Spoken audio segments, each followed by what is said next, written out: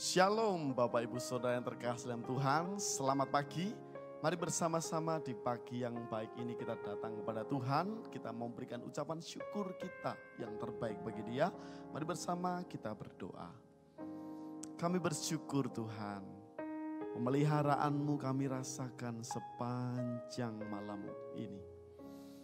Kami bersyukur punya Allah seperti Engkau, Allah yang sangat baik di dalam kehidupan kami.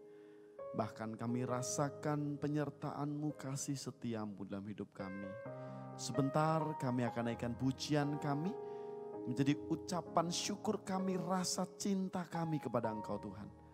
Biarlah boleh memuliakan nama Engkau dan Engkau disenangkan. Terima kasih Tuhan, terima kasih kami serahkan dalam nama Yesus. Haleluya. Amin. Terima kasih Tuhan.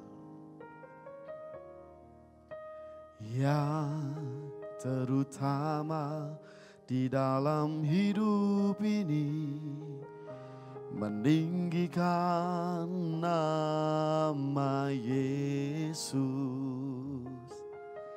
Yang terutama di dalam hidup ini, memuliakan namanya yang terutama.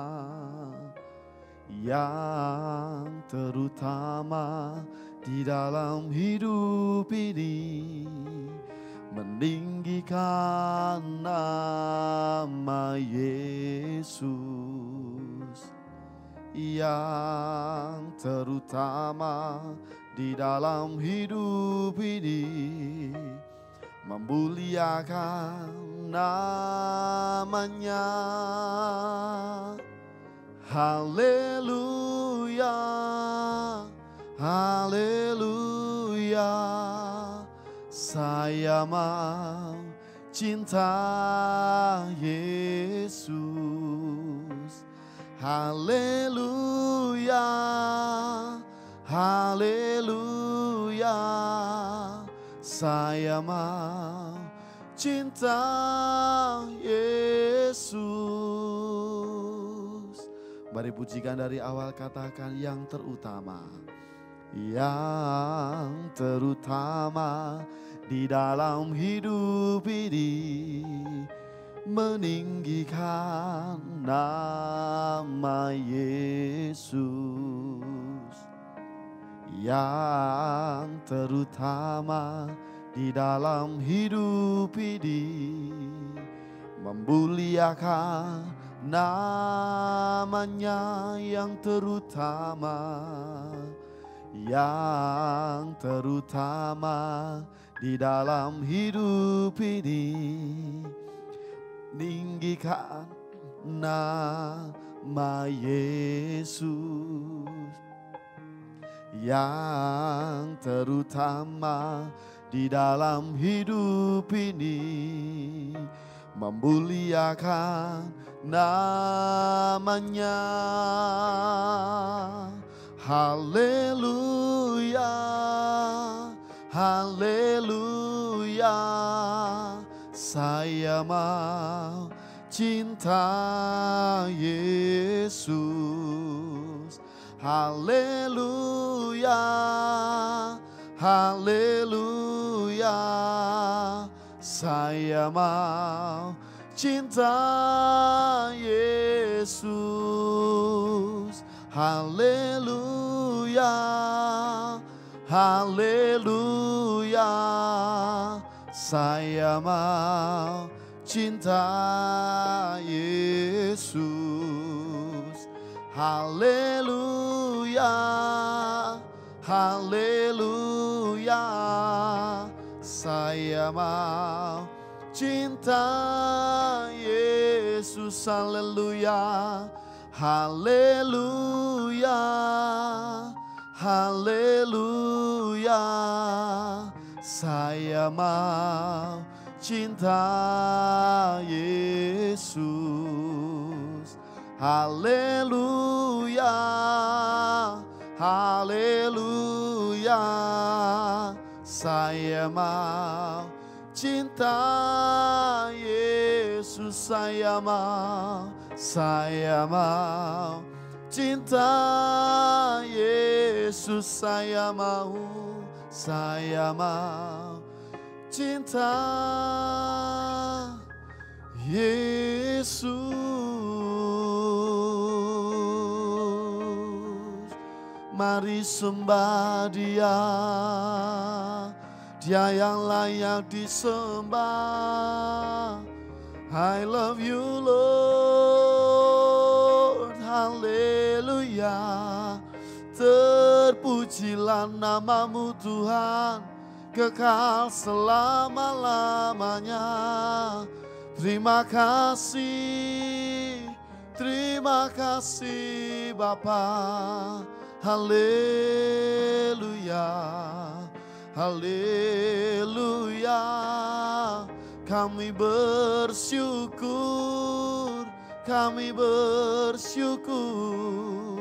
haleluya. Ya la la la la la la la masih, syara la la la la la la la la la bu, kira la la la la la masih, haleluya. Oh, haleluya, haleluya. Saya mau cinta Yesus. Haleluya, haleluya. Saya mau cinta Yesus. Haleluya, haleluya, haleluya. Saya mau cinta Yesus. Haleluya, haleluya. Saya mau cinta Yesus. Saya mau cinta Yesus. Saya mau cinta Yesus.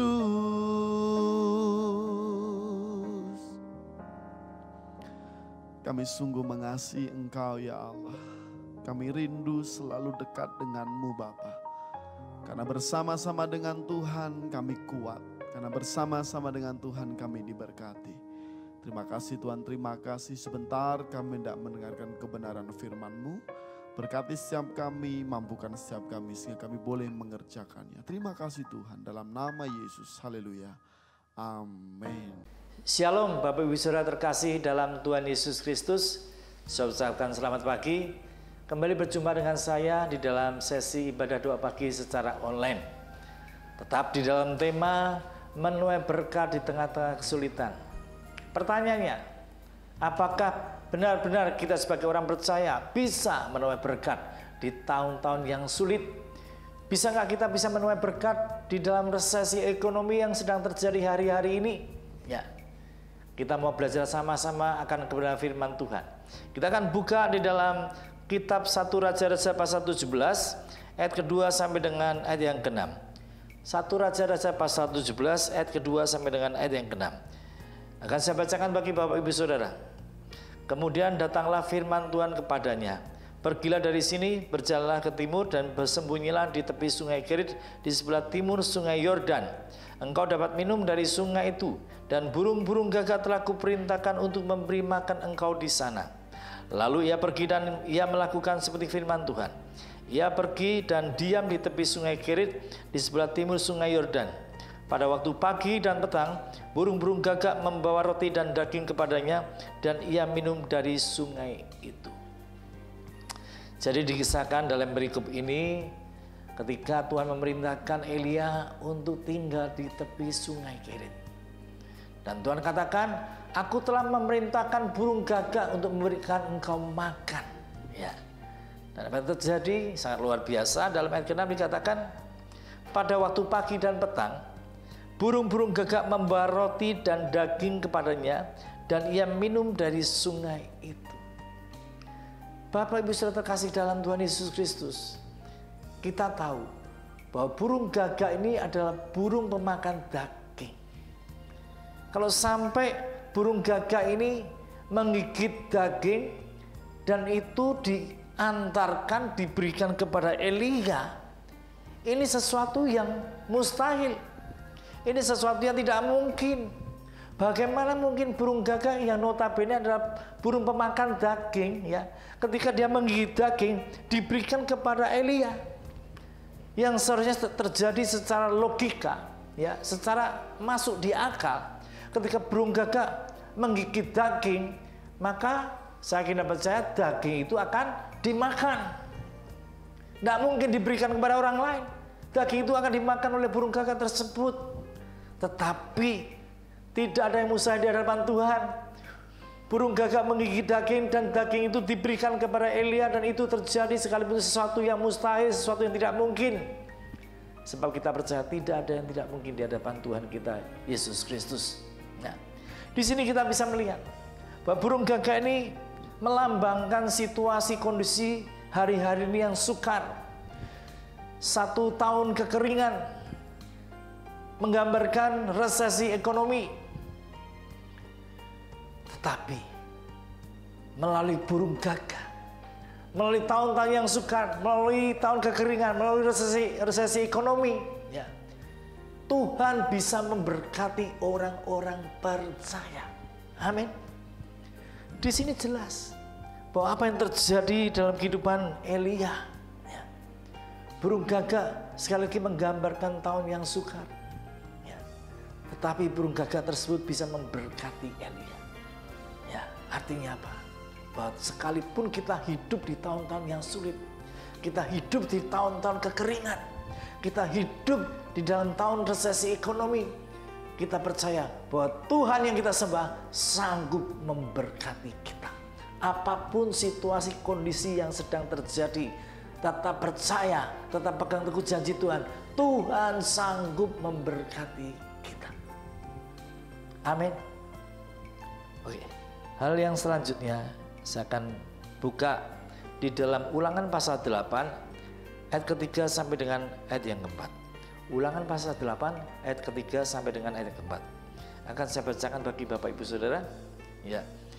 Jadi ia merendahkan hatimu, membiarkan engkau lapar dan memberi engkau makan mana yang tidak kau kenal dan yang juga tidak dikenal oleh nenek moyangmu, untuk membuat engkau mengerti bahwa manusia hidup bukan dari roti saja, tetapi manusia hidup dari segala yang diucapkan Tuhan. 4. Pakaianmu tidaklah menjadi buruk di tubuhmu, dan kakimu tidaklah menjadi bengkak selama 40 tahun ini. Jadi ketika Musa memimpin bangsa Israel keluar dari tanah Mesir, ya, mereka berjalan selama 40 tahun di padang gurun. Dan ayat ini dengan jelas mengatakan, ya, pakaianmu tidak menjadi buruk di tubuhmu dan kakimu tidaklah menjadi bengkak selama 40 tahun. Ya.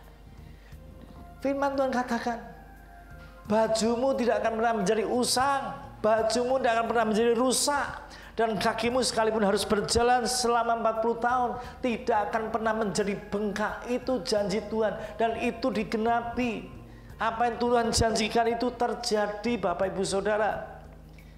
Apa yang bisa kita pelajari dari perikop ini, dari ayat ini, ya, bahwa padang gurun di sini berbicara tahun-tahun yang sulit, tahun kekeringan, tahun resesi ekonomi. Itulah padang gurun. Tetapi dari sini kita bisa melihat, sekalipun bangsa Israel berjalan selama 40 tahun di padang gurun, dia tetap diberkati oleh Tuhan. Bahkan pakaian baju yang melekat di badannya tidak pernah menjadi usang, tidak pernah menjadi rusak. Bahkan kakinya yang dipakai untuk berjalan, terus berjalan selama 40 tahun tidak pernah menjadi bengkak. Di sini berbicara pemeliharaan Tuhan di tahun-tahun yang sukar. Di sini berbicara Tuhan memberkati di tahun kekeringan. Bahkan di tahun resesi ekonomi, Tuhan yang kita sembah bernama Tuhan Yesus Kristus sanggup memberkati kita, sanggup memberikan apa yang kita butuhkan dalam kehidupan kita. Oleh sebab itu, Jangan pernah engkau menjadi khawatir tentang hal apapun juga. Janji Tuhan adalah pemeliharaan di tahun-tahun yang sulit, di tahun-tahun yang sukar. Sekalipun itu di padang gurun, di sesuatu yang tempat yang tanah kering, ya. Tetapi Tuhan sanggup menyatakan mujizatnya. Tuhan sanggup memelihara bangsa Israel selama 40 tahun. Dan Tuhan yang sama berjanji akan memberkati kita. Tuhan yang sama berjanji akan memelihara kita di tahun-tahun yang sukar. Oleh sebab itu, jangan pernah kau khawatir ketika kau masuk di tahun 2023. Ya. Orang berkata, tahun yang sukar, tahun yang sulit, tahun kekeringan, tahun resesi ekonomi. Jangan khawatir. Pegang teguh janji Tuhan. Selama engkau hidup dalam kebenaran firman Tuhan, selama engkau hidup taat akan perintah-perintah Tuhan, selama engkau hidup tidak melenceng ke kiri maupun ke kanan, kau berjalan di dalam jalannya Tuhan, maka saya yakin dan percaya berkat Tuhan akan Tuhan nyatakan dalam hidup kita. Ya, percaya, pegang teguh janji Tuhan, maka engkau akan melihat pemeliharaan Allah yang luar biasa indahnya terjadi di dalam hidup kita. Saya yakin dan percaya bahwa firman Tuhan boleh menjadi berkat bagi kita semua. Dimanapun Anda mengikuti ibadah doa pagi secara online, ya, firman Tuhan pasti memberkati saudara. Dan ketika kita sudah membuka fajar dengan berdoa, mencari wajah Tuhan, dengan merenungkan firman Tuhan, maka saya kira percaya sepanjang hari ini kita ada dalam pimpinan Roh Kudus. Dan apapun yang kita kerjakan dan kita lakukan, Tuhan akan buat berhasil dan Tuhan akan memberkati kita. Amin. Tuhan Yesus memberkati. Selamat pagi.